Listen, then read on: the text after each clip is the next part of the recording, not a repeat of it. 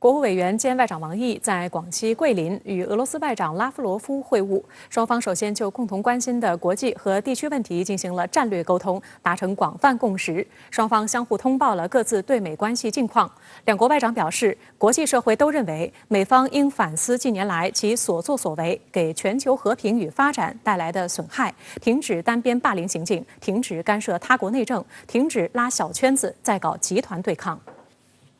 深圳卫视梳理发现，2020年，俄罗斯总统普京是中国国家主席习近平交往最密切的大国元首之一，双方有5次通话，还共同出席了上合组织、金砖国家、APEC、G20 等多场重要多边视频峰会。国委员兼外交部长王毅与俄外长拉夫罗夫在2020年共有2次会晤，8次通话。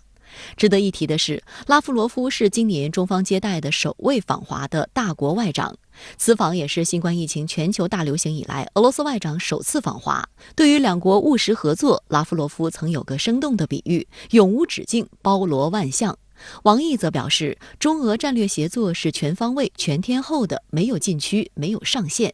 3月7号，王毅在全国两会期间的外长记者会上指出，面对世纪疫情，中俄两国肩并肩站在一起，背靠背紧密合作，携手抵御新冠病毒，共同抗击政治病毒。中俄组合团结如山，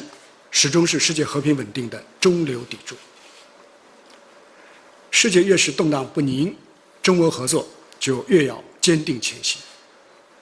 两国要互为战略依托，互为发展机遇，互为全球伙伴，这既是历史的经验，也是时代的要求。拉夫罗夫此访的地点为何选在广西桂林？上海社会科学院国际问题研究所副研究员李立凡表示，可能因为俄罗斯目前正在打造其欧亚经济联盟，可以学习一些广西的自贸区经验。为什么要选择在桂林？因为我看了他一下日程，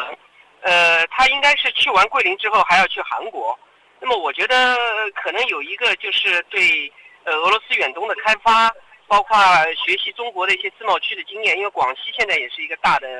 自贸区啊，特别是广西又在东南亚接近东盟这种地区，那么俄罗斯也是正好在打造它的这个欧亚经济联盟，那么是不是对这个方面有一些结合？那么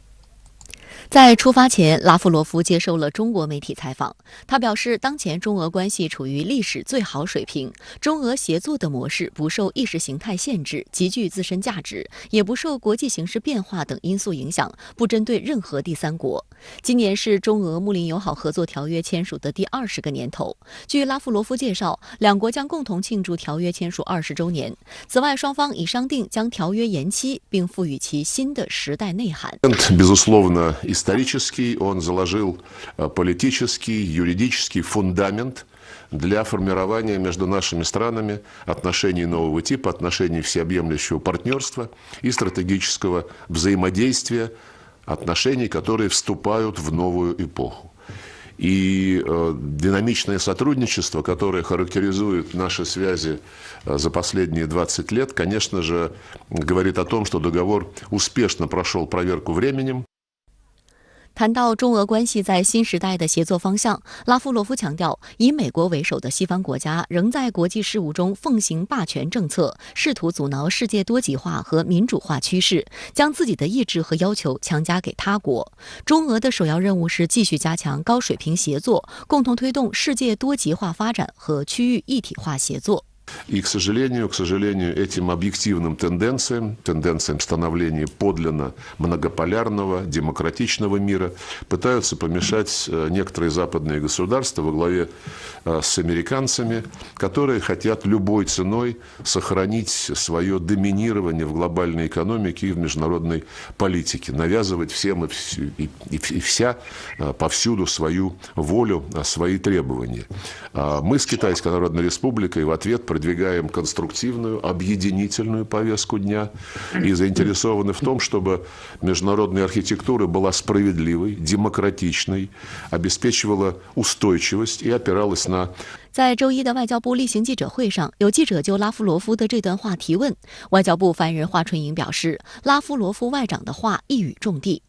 长期以来，美西方动辄打着所谓民主和人权的旗号，肆意的干涉别国内政，在世界上制造了很多的麻烦，甚至成为了动荡和战乱的根源。那么中俄呢，始终肩并肩站在一起，背靠背紧密合作，坚决地反对世界上的霸权、霸道和霸凌，成为维护世界和平稳定的中流砥柱。华春莹表示，过去1年，在习近平主席和普京总统的共同引领下，中俄新时代全面战略协作伙伴关系取得显著成果。双方在涉及彼此核心利益问题上相互坚定支持，共同捍卫国际公平正义。中俄关系经受住了考验，含金量更足，友谊更牢固。中方呢，愿同俄方一道落实好两国元首的共识。以今年共同庆祝中俄睦邻友好合作条约签署20周年为主线，弘扬条约精神，在更大范围、更宽领域和更深层次上推进中俄新时代全面战略协作伙伴关系，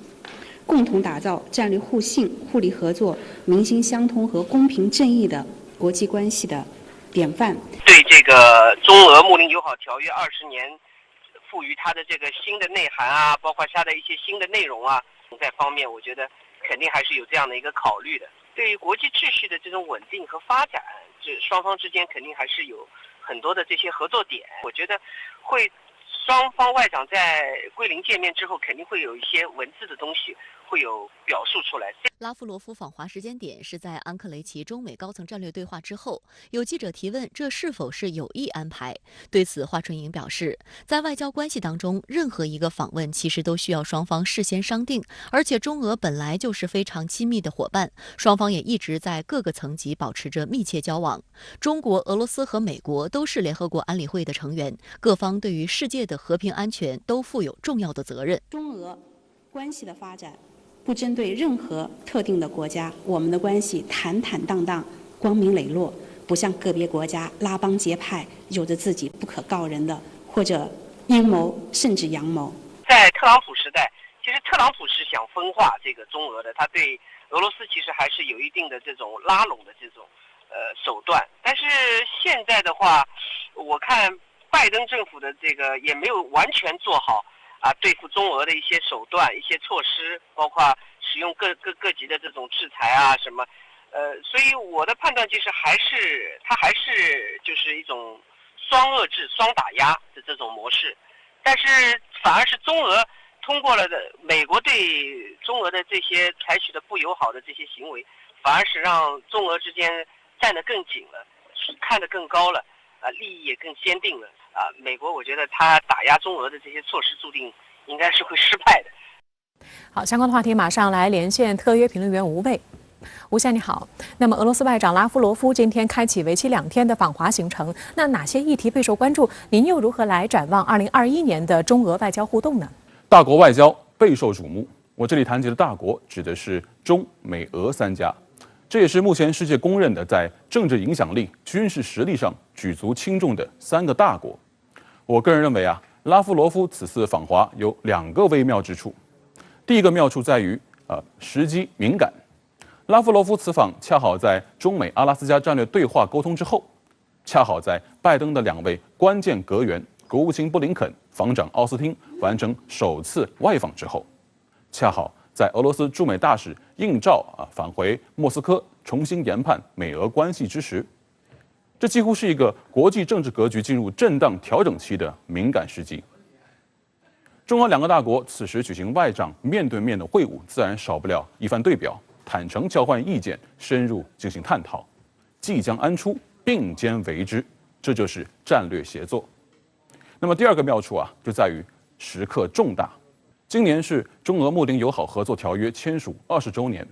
国务委员兼外长王毅在前不久的全国两会外长记者会上就已经剧透，双方已经商定将条约延期，并将赋予它新的时代内涵。新的时代内涵是什么？又是如何将中俄关系推向新的历史高度？无疑将成为举世瞩目的悬念。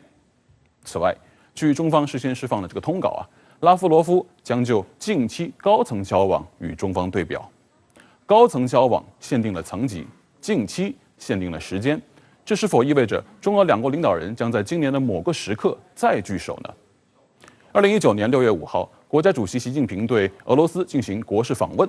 那么按照这个外交惯例啊，普京总统将进行回访。